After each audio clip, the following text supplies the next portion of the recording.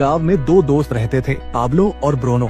दोनों बहुत बड़े बड़े सपने देखते थे और उस गांव के सबसे अमीर आदमी बनना चाहते थे। उन्हें बस एक मौके की तलाश थी अमीर बनने के लिए, और एक दिन उन्हें वो मौका मिल भी गया। उस गांव को दो लोगों की जरूरत थी जो पास की नदी से पानी भरकर ला सके। ये काम पाब्लो और ब्रोनो को दिया गया। गांव वाले उन्हें एक बकेट पानी के लिए एक पेनी पे करते थे। ब्रोनो को लगता था कि मेरे अमीर बनने का सपना पूरा होने वाला है, लेकिन पाब्लो अभी भी थोड़ा कंफ्यूज था। वो उन हेवी बकेट्स को उठाने की वजह से पाब्लो के हाथ बहुत दर्द करने लगे थे। इसलिए पाब्लो पानी भरने के अलग अलग तरीके सोचने लगा और उसे एक बहुत ही अच्छा आइडिया आया। उसने ब्रोनो से कहा, मेरे पास एक आइडिया है, ये हर रोज बकेट उठाने से अच्छा है हम नदी से अपने गांव तक एक पाइपलाइन डाल दे, जिससे ये बकेट भरने की झंझट ही न रहे। लेकिन ब्रोनो को इस आइडिया में कोई दिलचस्पी नहीं थी, क्योंकि उसे काम करने के तुरंत पैसे जो मिलने लगे थे। इसलिए उसने पाब्लो को इग्नोर किया और ज्यादा पैसे कमाने के लिए वो ज्यादा बकेट लाने लगा। लेकिन पाब्लो ने अपने प्लान पर धीरे धीरे काम करना शुरू कर दिया।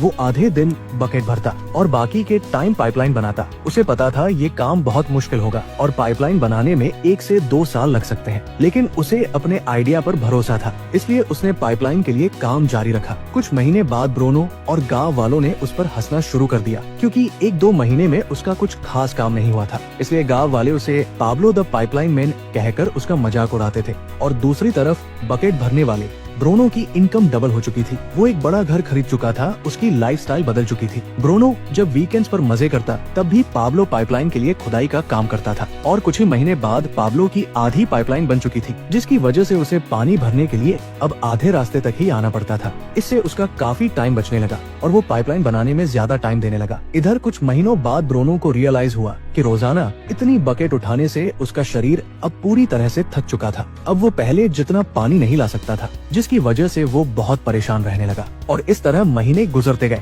पर पाब्लो ने अपनी पाइपलाइन पर काम जारी रखा और देखते ही देखते कुछ ही साल में पाब्लो ने पाइपलाइन कंप्लीट कर ली। अब वो बकेट उठाने की जगह पाइपलाइन से गांव वालों को 24 घंटे 7 दिन फ्रेश पानी देता था, जिससे पाब्लो पहले से बहुत ज्यादा कमाने लगा था। अब सिचुएशन ऐसी हो गई थी कि अगर पाब्लो काम नहीं भी करता, यानी अगर वो सो रहा हो, पार्टी कर रहा हो या कहीं घूम फिर रहा हो, तब भी वो पैसे कमाता था। दूसरी तरफ पाब्लो की पाइपलाइन की वजह से ब्रोनो द बकेट मैन बेरोजगार हो चुका था, क्योंकि गांव वालों को जब चाहे तब और जितना चाहे उतना पानी पाब्लो की पाइपलाइन से मिल जाता था। अब दोस्तों जरा रुकिए और सोचिए कि क्या आप एक बकेट कैरियर हैं या एक पाइपलाइन बिल्डर? क्या आपको पैसे कमाने के लिए ब्रोनो द बकेट मैन की तरह हर दिन काम पर जाना पड़ता है, या पाब्लो द पाइपलाइन मैन की तरह कुछ टाइम के लिए बहुत मेहनत से काम करना पसंद करोगे, जिससे जब आप सो रहे हो तब भी आपको पैसे मिलते रहे?